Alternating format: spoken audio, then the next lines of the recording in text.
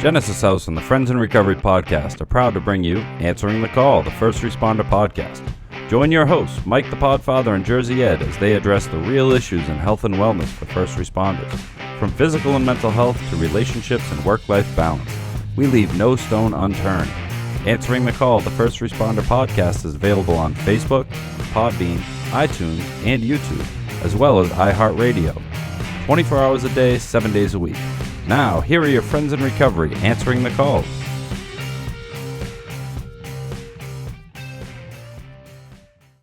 Hey, everybody. Welcome to Answering the Call, the podcast for first responders. I am the Podfather, Mike Miles. And I am Miss Meg stepping in to join you guys today. Yeah, so good having you here, Miss Meg. Well, thank you for having me. Nice. And who's out there in New Jersey?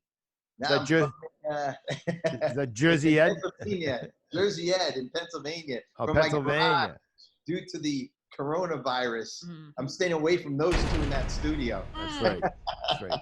And our producer extraordinaire, Sweets, are you here? I am here. Oh, look at Sweet. Eddie, you're missing it. Sweets has on a mini skirt today. Yeah. The coronavirus mini skirt. Gotta switch it up.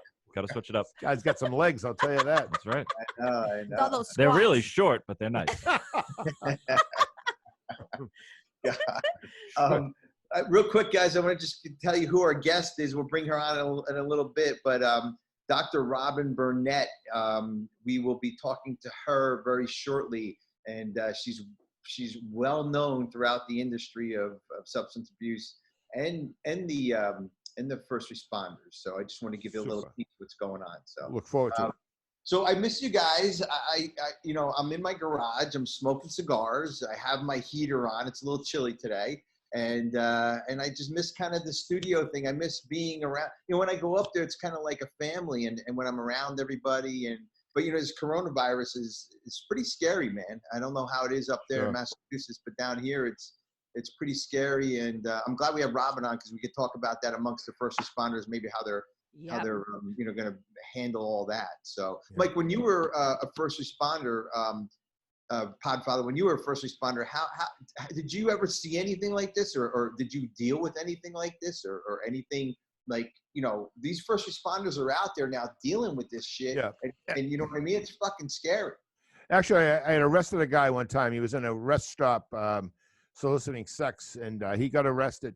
And for some reason, after we brought him to the station to be booked, we got called. Myself and my partner got called back in, told to go home, change our uniforms, take showers, and go to the hospital, which was kind of scary, Wow. So this was back in the 80s, early 90s.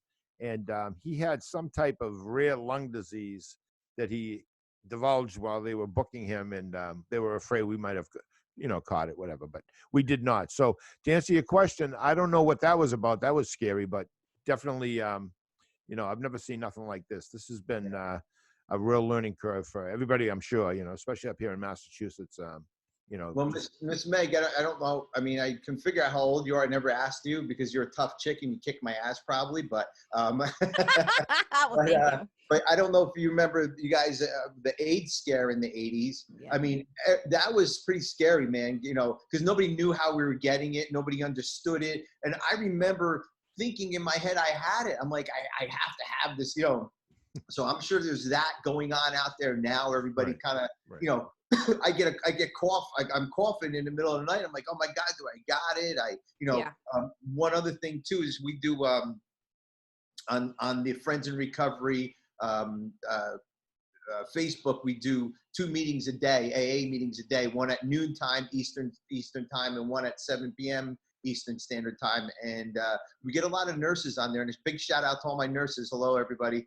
And it's pretty scary hearing, just the recovery point of view too. So I'm just wondering how the first responders are dealing with it. Podfather, have you been talking to the first responders about this? I have. I was just telling Sweets and Meg, I've done 2 therapy sessions in my car, side by side, about 8 feet apart. I had a police lieutenant yesterday, and the day before I had a correctional officer who actually works at a prison where they have 60 correctional officers being quarantined at their homes, and they have they actually have 6 inmates that actually have the virus. So it's a scary thing. And I work with 4 women. We all agreed 2 weeks ago that we weren't going to go into the office We have 3 office space in our complex. We weren't going to go in there with clients, only go in there to do telemed, DoxyMe, I Zoom. love DoxyMe, by Yeah, the way. DoxyMe is what a awesome, great yeah. software. So, but I've had a few people that have been exposed to it, not so much diagnosed with it, but exposed to it. Let me ask you guys this question, because I shared this article on my Facebook page the other day, and some people that have families that are first responders, I think, like, were rubbed sort of the wrong way about my position, but I don't know that there's a right answer. So Massachusetts and I believe it's Alabama are 2 states that have released the addresses of people with confirmed cases of coronavirus. What? And the theory is that the first responders need to know this so they can suit up and then disinfect or whatever, take the proper precautions in order to keep themselves safe. And I sort of push back on it a little bit because I've never seen this type of protocol in place where we expose people's confidential But it's only released to the privacy. first responders, right? It's not released to the public. So I don't know about that. I thought it was public information that they were I don't think releasing. so. Well, either way, let's just say it is the first responders that get that information. Right. Is that a necessary step? And from a first responder's perspective, does that ease some of the anxiety and the fears? And is that the right move? I mean, I understand protecting everybody. I just don't know that that's the way we go about it. But I'm curious what your thoughts are. Yeah. I think personally, I don't think it's proper to be giving out, anyone's address. I mean, the sex offenders, I can just go from when sex offenders were released, they had to register and then all their addresses were given out. And, I can understand that for people with children or whatever. But, I feel bad for the nurses, the doctors, Yeah. the police, the fire, the EMS, because they don't have time off. Teachers, look at teachers, that they're not going into school. They're working from home on their computers and laptops. But, first responders are there and the nurses are there too. But yeah, that's a great question, Megan. I'm going to have to find out. I think this is all unprecedented. I mean, this has Yeah. never happened before. So, I mean, you're talking about a national shutdown, a national quarantine. Everybody's trying to figure out how to respond. I can see it as a natural response, but I don't know if it's the right thing. Yeah. No, I mean, listen, anybody can have this disease. It doesn't matter if you're at, 101 Mockingbird Lane or wherever you're at. These hospitals, people are just, these nurses are running around. I mean, these stories that I hear in this meeting with the nurses are just incredible. I mean, I think the nurses aren't getting the recognition they should be getting. They are our first responders now, guys. The nurses, 100%. They are right on the front lines. The stories that I've heard too, I mean, it's devastating what they're seeing and experiencing and how exhausted they all are. Yeah. Yeah. And I'm not taking it away from, the police or fire, whatever. You guys have to, Mike, you guys, Podfather, you guys deal with it too on a daily basis. But these nurses are right in it, on these meetings. The mask, I see getting the mask out. Right. They're constantly wearing their mask. They got to be around. They got to physically touch these people. This airborne disease, it's saying this airborne virus can stay in the air up to 2-3 hours. I mean, it's just boggles my mind, like what's going on. And, just having this mask on for 15, 20 minutes in the market is, it's cumbersome. I got to be honest. I cannot imagine working with one of these on 8 hours, 6 hours, 16 hours, 12 hours, whatever. A lot of COs, correctional officers I know are working 16 hours. They're being forced overtime because there's so many people out, and doctors and nurses are going through the same thing. Yeah. And I was talking to a couple of my state police friends and some local guys too. And they said that they are not pulling anybody over unless it's unless it's something that obviously it needs to be done, but traffic violations and everything. And Podfather, you were saying, or I don't know if Sweets was saying, but this is not a national thing, guys. I was just thinking about this morning. This is global. It's not like when the Twin Towers got bombed with the planes. That was just, kind of local, and it stopped because we stopped the threat. We cannot stop this threat. Our Army, our Air Force, our Marines, our first responders, we don't know how to stop this threat. You know what I mean? We know how to curb. We're hoping to curb, send the curve down a little bit by staying in. But this is everybody out there. I don't care first responder or not.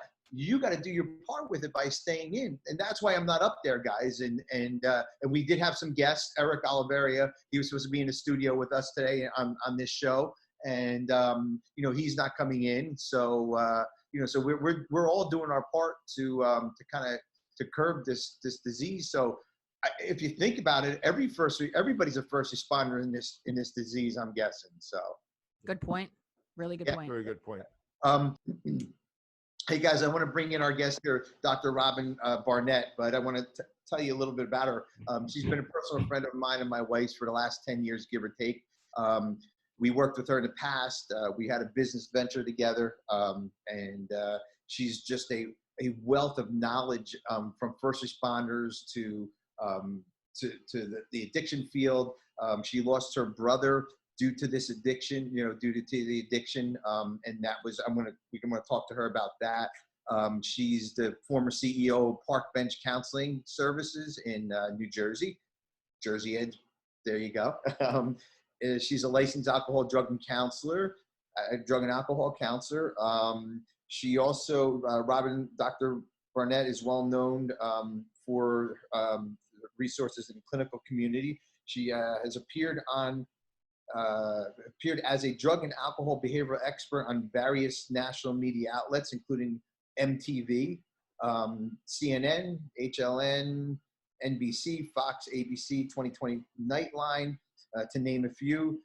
Dr. Robin was, I guess she did like a residency on the Steve Wilkos Show, because every time it turned on, she was up there doing something over there at the Steve Wilkos Show as a substance abuse expert. She's got her doctorate in human services. I mean, this list goes on and on and on. She's an interventionist, EMDR therapist.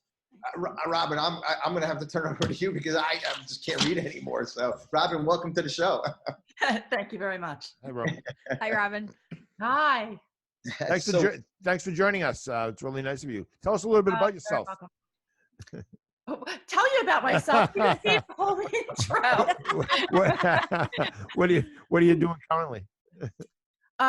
Currently, I have a private practice and I do consulting work. I continue to do some television work when needed, but pretty much I'm right now quarantining like everybody else, and doing some Skyping sessions with people in need. Nice. Yeah, you got quite a background. How'd you get involved in everything you do? I mean, Ed said something about your brother passed away as a result of an addiction. Actually, mistake. My brother did not pass away. Okay. Fortunately, he was the reason that I got into this field. He was an alcoholic primarily, but like many, used just about everything for majority of his adulthood. And we found out about his addiction when he was shot in a drug house. And survived, but we were all in the dark. I was in my 20s, and we had no idea about addiction or how to handle it. And so I changed my entire path of my career and decided to go into counseling and pursue finding out how to save my brother. That's how I ended up getting here. He became the mission of my life. Right. How's he doing now? My brother is going on 11 years clean. That's Wow. awesome. Yeah. Great. But I'll tell you what, I mean, I had a rehab at that point, and I was working with people every single day for years and years and years, and I couldn't help my own brother. So I took that experience and the experience of what worked with people, what worked with rehabs, and I compiled all of that information into my book, Addict in the House, to teach people how to handle when they have someone they love with an addiction when they don't know what to do. They don't know how to handle addiction in general. No, Wow. Robin, you and I would, and I was fascinated to hear that. Obviously, you heard us talking. This is the Answering the Call show. We talk about the first responders' health and wellness, which includes addiction, and this is good information. Oh, yeah. But I didn't know you worked with police departments, and I was like, well, I was trying to get you on our other show, but you were telling me about you work with police departments. Like, oh, you got to come on our other show. So, you want to tell us a little bit about that? Like what did you do with the first responders, and maybe just give us a little kind of talk about that. Absolutely. Yeah. I was the therapist for several different police departments in New Jersey for many years. And when I owned Park Bench, my treatment center, we had a track specifically for first responders. Right. It is definitely an exclusive group with a very unique set of circumstances between working with the hierarchy, the somewhat militant stance of the police departments, right on down to their constant interaction with the public, and having to conceal whatever their problems are to continue with their jobs. It's unique, and it needed a special track. Well, you're so right. You know, I was a police officer for 35 years. I retired in 2015. I've been sober quite a while, over 33 years. But for the first 5 years of my career, I wasn't sober. And I know being sober has made me a better police officer, better man in general. But you're so right when you talk about the upper echelon, the administration versus working with the addicts or the alcoholics or what, pick a choice. I just think it's so difficult to get cops, even firemen nowadays, correctional officers, but specifically cops into treatment because one, they carry a firearm. If they go to treatment, there goes the firearm. You can't have a firearm, you can't be a cop, and that's just how it is. So they're very susceptible to being set upon by their administration, and they're very, very suspicious, as you know. So it must have been really good for them to have somebody that they could go and talk to confidentially and then get the help they needed. Yeah, before I actually had the rehab and I was working with the police departments and doing one-on-one counseling, police officers and first responders are unique in the sense that building a rapport with them is a little bit different. Getting them to actually trust you, that the information is not going to go back and destroy their career. And still be able to help them, knowing the information about the impact it has upon their job is a whole different type of counseling. Right. Robin, how do you approach that from a provider standpoint? How do you sort of recognize the importance of building this therapeutic alliance while recognizing the barriers here for the folks that you're serving? And then also, Ed talked about your specialty in EMDR. What do you find is sort of the most effective intervention for this population? Great question. Meg's the smart here. Robin's speaking my language here, so hey, what do you think? Take it over, Meg. Yeah, I mean, as far as the EMDR, it works very well for any sort of trauma. So in the incident of any sort of trauma that they're seeing, everything from suicides to shootings to just situations of abuse, they can create all sorts of hazards in somebody's life. So the EMDR really is able to bring the person back to understanding the impact that it had upon them without having the physical components that will come with a post-traumatic stress situation. As far as how do I engage with this unique population, well, a lot of it depends on where the referral comes from. If it comes from the police department, then my role is a little bit different. Certainly. If they're looking for, does this person specifically have a problem with substances, and it is dependent upon their continuing as on street patrol, for instance. Well, they'll come in knowing that I have an obligation to their employer, and therefore whatever is said is not confidential. But they know that going in. I personally feel that that's tremendously ineffective. 100%. Yeah. I mean, when those referrals come in, why would you tell me something then? Right. Exactly. When it's self-referred, however, I'm under no obligation to tell anybody anything, even their spouse. That is where the most effective treatment comes in for first responders. When they refer themselves, when they get themselves help before it becomes, they may know, hey, they got drunk and they had an incident off duty and the police department is aware of it.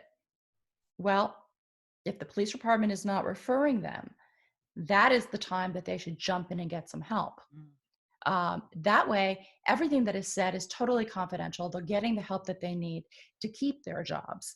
Once the police department or whatever the authority is comes into play and makes the referral, things change a little bit.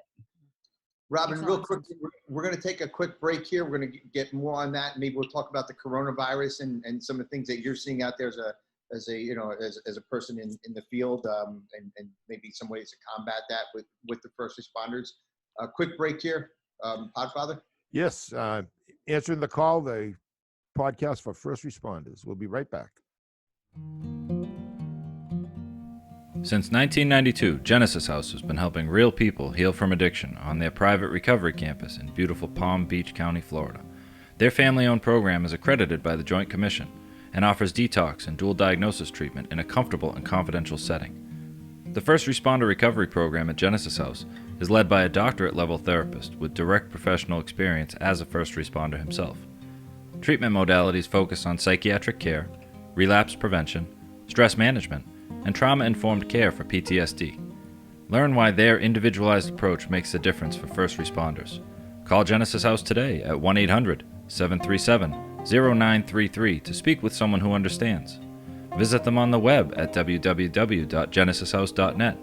It's time to start your journey to a long and successful recovery. Hey, everybody, welcome back. Answering the call, the podcast for first responders. I am the Podfather. And I am Miss Meg joining you all today. How are you, Ed? I see you over there. I'm in my garage, everybody, due to the coronavirus. I'm quarantined to my garage, guys. That's Jersey Ed. If anyone's wondering, we have a very, very astute, very intelligent, very, very knowledgeable, pleasant lady, Dr. Barnett, Robin Barnett. How are you, Doctor? Good to see you. Doing well, thank you. Real quick, guys, I'm going to do my Jersey Ed podcast pick of the week. Oh, I forgot about that. Please do. I know. You want a drum roll? Give me a drum roll, please. Give me the drum roll now. Okay, thank you. And when I say Jersey Ed podcast pick of the week, there you go.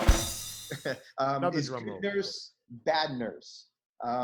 Hosts Tina and Sam, a lighthearted, fun podcast hosted by registered nurses and special guests who take turns telling two medical-related stories, one dark and mysterious and one uplifting and inspirational. They also discuss current events and hot topics related to nursing and the medical field. You can find Good Nurse, Bad Nurse podcasts where you get all your podcasts from.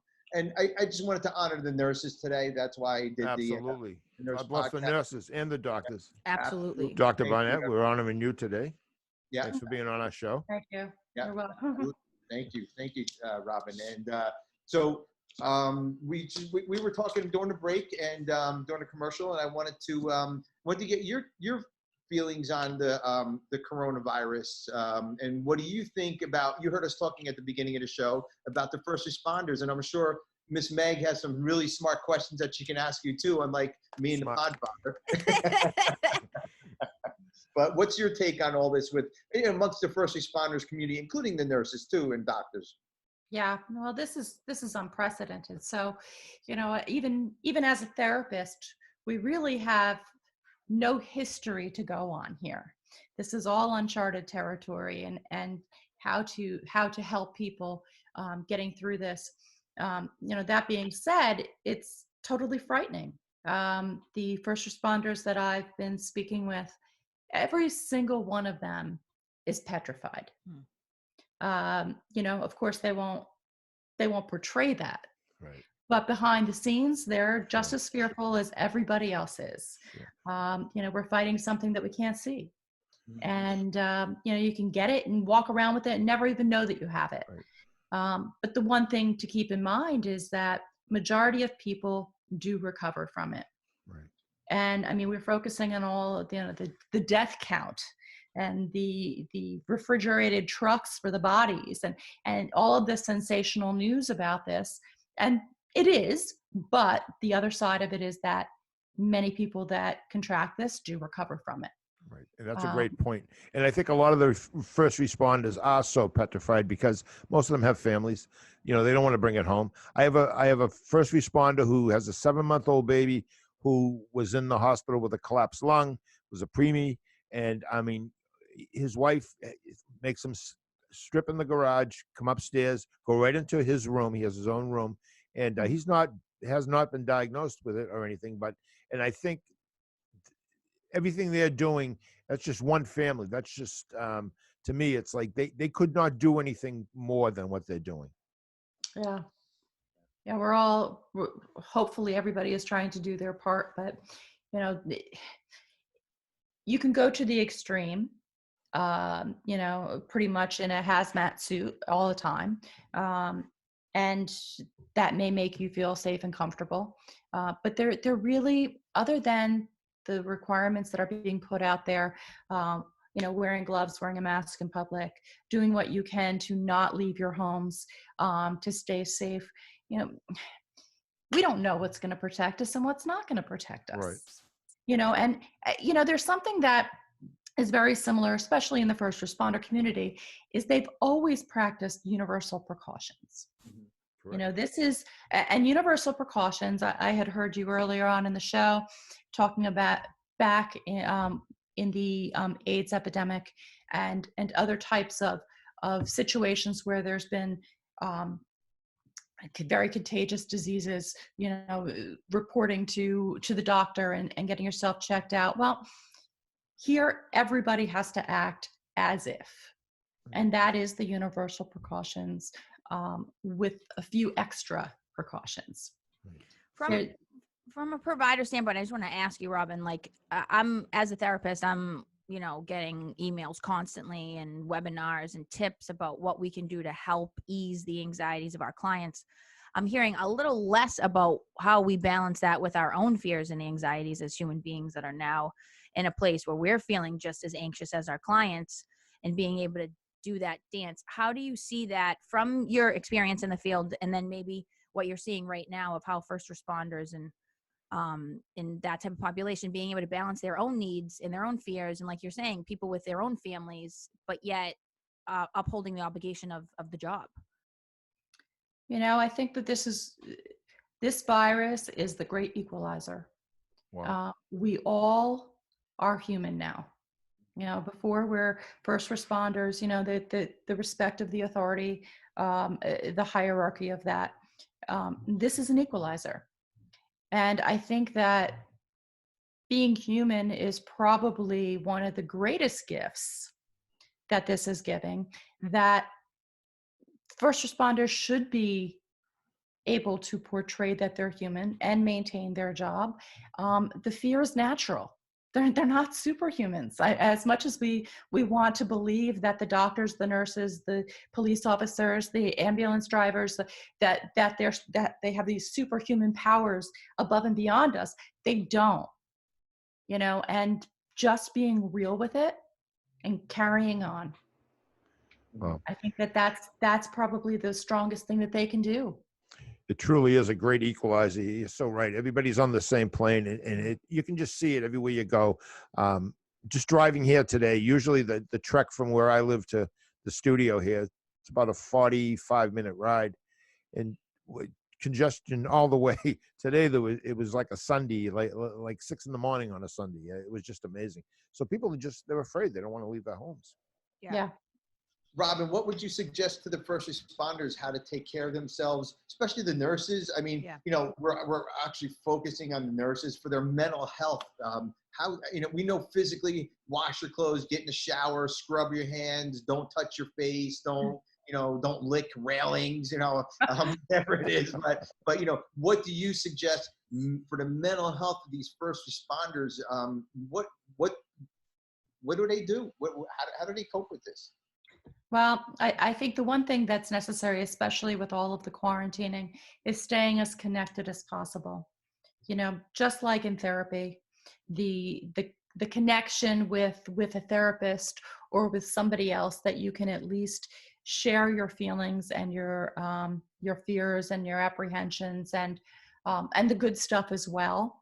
I think that the talking it through is a major component, especially in the isolation, especially with the things that they're seeing. And if they don't have a therapist, they should reach out to one. If they don't feel comfortable sharing the stories with their loved ones. And I think that probably is one of the things that keep their head in check. Oh, great advice. Yeah, and the Zoom stuff versus in person, because that's the only way they're going to be able to see a therapist now, I'm guessing. What's your thoughts on that? Because everybody's doing Zoom. Everybody's obviously I have to do it today, and you're zoomed in, and remember that show Zoom when we were growing up? Zoom is Zoom is Zoom. You remember that on Channel 13 PBS? Zoom is Zoom. I remember. Cool. I can see Ed in a diaper now, running around with a bottle hanging out of his mouth. Oh my God. I happen to love this medium. I really do. One of the things that I did, my mother is in a nursing home, and the nursing home doors shut quite a while ago now. I actually set up an Amazon show in her room right before this happened. And so I can actually visually see her and talk to her every day. Wonderful. Even though I can't physically be there. I think that this connection is fabulous for everybody. And other than, I miss the real contact with somebody, I can say that it's a very effective medium for therapy. We're so fortunate. Yeah, you're right. Yeah. I mean, I'm loving this. I think this is and you know what? I can honestly say, after a visit with my mother, I feel like I actually saw her. Super.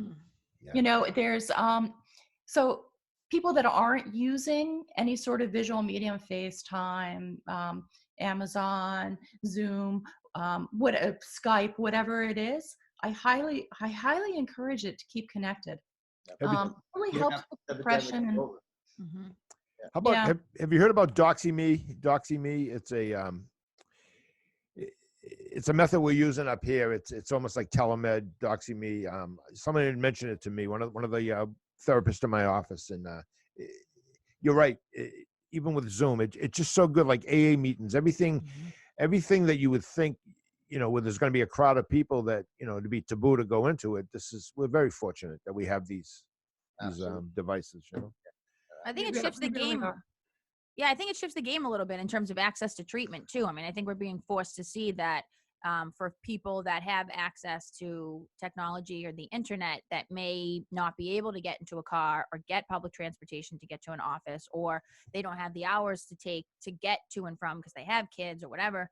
I mean, I think we're seeing, and I've been sort of anti-technology for a little bit now, of trying to like unplug and be a minimalist in that way. But I really feel comforted in the same way that you're saying, Robin, of like, I think this is a phenomenal medium, and I'm saving a lot of time, and that's feeling more productive when I am meeting with clients. That sort of, they're getting a lot more of my attention, and I'm a lot more present and a lot less distractions. And I think we're going to see a shift where maybe this type of software is going to make like a huge impact in terms of the mental health and recovery community. Right. And I'm actually really excited for that.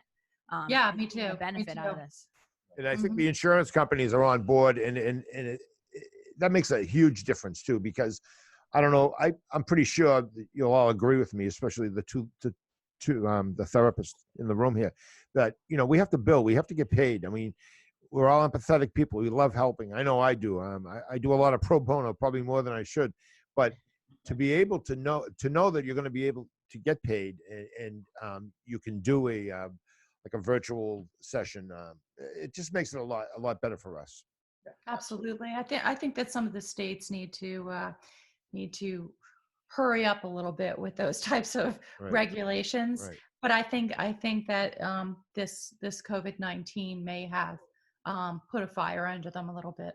Yeah, I hope so. Dr. Robin Barnett, thank you very much. I personally and professionally, you're a wonderful, wonderful person, and you're welcome back anytime you want. Actually, look for Robin on our other channel. She did a show on the other channel. Robin, thank you very much. Thank you so much. Thanks, Robin. Thank you, Doctor. Bye, everyone. Bye. A real pleasure. Stay safe. So, well, what a guest, Eddie. You outdid yourself. Excuse me 1 second. I know you have your pick of the week and everything, your podcast pick of the week, and your cigar in your ear and everything. But I think without a doubt, one of the best guests we've had on. You know, we've been so fortunate, and I'm so happy that Miss Meg was here for this answering the call, because there's so many things that we can miss. You know, sometimes you forget, and to have somebody with so much knowledge, like Dr. Barnett, and then also Miss Meg, you know, it's good. It's amazing. I want to touch real quick on the Zoom, like Robin was talking about the Zoom guys. Meg, you're feeling very comfortable with it. I was technologist. Right? I mean, I used the phone. I knew how to text. I knew how to email. And then when Sweets put this Zoom thing in, I was like, this ain't going anywhere. I guess it's just going to be in a podcast studio. It's cool for that. But I never imagined it would turn into this. Guys, we do on our Friends in Recovery Genesis House. We do two shows. I keep calling them shows. 2 meetings a day on Zoom. I host most of them, 2 AA or 2 support meetings a day, and it's wonderful. People that are on there, they're like, especially first responders. Joe Rizzuti, he said that this is going to be a blessing for the cops, because the cops, like Dr. Barnett was saying, there's such a close-knit community. They don't want to talk about anybody. It's hard to get a cop to go to an AA meeting. They try to find badge meetings. And I think this is a good step in the door for a first responder to get to a meeting. They can turn the screen off. They can go blank. They can put their name up there. They don't have to share. They can listen. This is a really good in for these first responders. And for any of our first responders that may be listening to this show, you're going to have phone numbers you can call. You can contact us directly. My office number is 978-459-4884. That's Therapy Services. Leave me a message. I'll get you hooked up with one of these Zoom meetings, because I was fortunate enough to chair a meeting 2 weeks ago, and it was awesome. It really was. It made my day so much better. Yeah, and you spoke at my meeting. Thank you, Mike, for doing it. It was my pleasure. And I had a homeless guy come up to me when I was sitting in my car doing the meeting, and he's trying to talk to me. He recognized me from years ago, and I said hi to him. I don't know if you remember, but I do. I had to put the window up on him, and I drove away because I was in the middle of discussing a strength, hope, and everything else we talk about at meetings. But you're so right. It's so good to be able to have a media we can go to, and I mean, it's right here on our phone. It's very simple. Yeah. Miss Meg, being a civilian just like Sweets and myself, what's your thoughts on this as far as the future? The medium, how this is going to go, and the first responders take on this. What's your thoughts on this from professionals? You mean on COVID, or just the shift to like technology? Shifting technology. Yeah. So, I mean, I don't know. I think this is an opportunity for people to shift their perspectives on what's effective and how we can be effective. I think I had some reservations on particular kinds of clients that struggle with particular kinds of things, not being able to really connect with me through Zoom, and sort of the like nonverbal communication that I've been noticing through Zoom, of like how we talk after each other, how the interruption and the connection can sometimes create a little bit of an awkwardness. Sometimes we talk over each other and we're not really sure. Should we ask that person to repeat it? Do we just keep laughing like we heard it even though we didn't? There's like a whole like system to this and a way in which to engage and communicate. I think that's going to need to be ironed out a little bit in order to really build this rapport here when we work with people like this. But I think generally speaking, the way it's going to go is we're just going to see that the rigid way that we've done a lot of things, not even just in mental health and not even just using something like Zoom, was really just a waste of time and energy and resources, and that we can consolidate and sort of shift. And I think, we pay people to travel. When we have employees, companies aren't going to probably need to do that anymore. Companies are going to see the benefits in having people work from home, and productivity and efficacy in terms of employees' side actually go up. Less stress. I don't know. I think this is a good move from a business perspective to shift how the regular workday is going to look and how people can benefit from something like Zoom. Such a great point. So Podfather, you were in Lowell, Massachusetts. You were a police officer there. When you had to go to an AA meeting, you just went to an AA meeting because there was hundreds of them a week. What about the troopers in Alaska? What about the firemen in Utah? Exactly. They can't get to a meeting on a daily basis. This brings them a meeting every fucking day. Right. They They can do it while they're working. I mean, it's so true. When I first started going to meetings in 1987, I went right to my city. I didn't care what people thought or if they knew I was a cop. And I got to be honest, the people I met in the meetings, the other recovering people, those became my friends. Those became my true, not all of them, but a lot of them, my true confidants, people I could talk to, and they knew. And I was known as Mike the Cop. When someone would see me, it wasn't, Mike Miles, it was Mike the Cop. Mike the Cop goes to this meeting.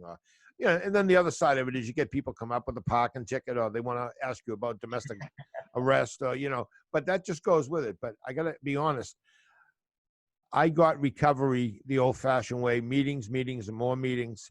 And it's not for everybody, I guarantee you. And a few weeks ago, Miss Meg was on, and she shared her story with us, experienced strength and hope with us. And, it enlightened me. It made me feel so good about, knowing that there's other ways to recovery. It's not just the same simple way of going. And like you just said, Meg, this technology that we're using now to do what we have to do because of this virus, I think it's going to continue afterwards, because it really does have its place, and it really can be a very, very helpful and productive method to get people sober. Absolutely. Yeah, and I think we're going to see the challenges too, like we're seeing meetings that are unlocked, or meetings without meeting codes, and trolls going in and thinking it's funny to sort of block their screen off and taunt people in an AA meeting. Like, that shit's not cool. So if that's you, don't be doing that stuff. This is a private group for people that are struggling with something very serious. It's not a place to come in and make fun of. If you want to do that, go online and use that platform. If that's that's a good point, Meg. Because the FBI is actually looking into those right now. So if you are doing that out there, we had some Zoom bombers last night on a 7 p.m. meeting. They're watching, and they arrested a few people already for doing it. Now, do you go to jail for saying, "Oh, I'm a drunk"? I mean, you're going to go to jail for it. You know what I mean? Sweets, I want to get your take on this, because you are the tech guy of the group, and what's your feelings on this? Because you know this Zoom stuff inside and out. You helped me get into this meeting today, and some technical difficulties on my end because of me, not because of the equipment. But what's your thoughts on this, Sweets, as far as maybe where it's going and how it can help the first responders too? I think everybody's gotten really used to in-person therapy and services and treatment and psychiatry and stuff like that. I think, the situation forcing people outside of their comfort zone to try things that are new, like telehealth, is good. I mean, I'm a little uncomfortable with it. A lot of my clients, they lose the face-to-face impact of sitting with someone and actually having them, the human-to-human contact, which I think it's a little lacking. I think it's easier to dismiss a person on a TV screen than it is somebody in person. So I'm not a big fan of that, but I'm learning that a lot of stuff can be translated into video. For first responders, I mean, it definitely comes with privacy. You don't have to leave your house. You can do it from your phone. You can do it with headphones in so nobody can hear you. So there's a lot of benefits to it, but of course it comes with some drawbacks that people are just going to have to get used to. Right. I agree. Hey, we're going to have to wrap this up. This has been a great show. Ed, you got some final parting words? No, I'm just happy to see Miss Meg on the show with us. I know, you guys. Me too. Thanks for having me. I like it. It feels like home. We love the Beatles sign in the back. Over your right shoulder. Yep. The bicycle. We know the bike's a prop, but it's a girl's bike, by the way. Next time, put a bike with a bar on it. A seat. Put a bike with a seat on it. Hey, you know what? I'm good. I'm good as far as closing words. Get Mike. All right, Megan. I think that's all I got. I just I want to encourage people to not fall victim to the fear-based stuff. I think people need to look back, sort of, especially people in recovery. I mean, everyone that I've talked to so far is like, yeah, the people in recovery and the people that have done time are actually doing pretty good with this, because we know how to adjust to sort of some limitations. And I just think if we look back and say, like, okay, we've gotten through some other shit, we're going to figure this out. We're all in this together, and it's going to shift. But you know what? There's benefits that come out of forced ways in which we have to shift, and we've all seen that in our own recovery. So I think if we tie it back to that and we stay humble and we stay grateful, then we'll all be fine. It's gonna be all right. Grateful is the watchword for me. And Sweets, do you have any parting words for us here? I do. I just have a couple. If you like listening to this podcast, jump on Facebook and follow Answering the Call, First Responder Podcast. If you like watching this, or if you haven't watched it, you can go on the Google and then go on to the YouTube, and then you can type in Answering the Call, the First Responder Podcast, and you can watch these shows live so that you can see all the people that you're listening to. And if you're on there, subscribe, turn on the notifications so it dings on your phone every time we pop out a new episode. Right. Share with at least a friend. Tell somebody that this podcast exists. If you like it, maybe they will too. And I think that's it. Hey, this is the Podfather, and I want to say thank you to everybody for listening and viewing, and stay safe, as Ed would say. And this is the Answering the Call podcast for first responders. Got Stay it. safe, everybody. Stay safe, everybody. Thanks, Eddie. That concludes this episode of Answering the Call, the First Responder Podcast. Thanks to Genesis House for sponsoring the show and supporting first responders who are struggling with addiction and mental health. Follow us on Facebook for past shows and updates. If you are interested in being a guest on the show, email us at help@friendsandrecoverypodcast.com.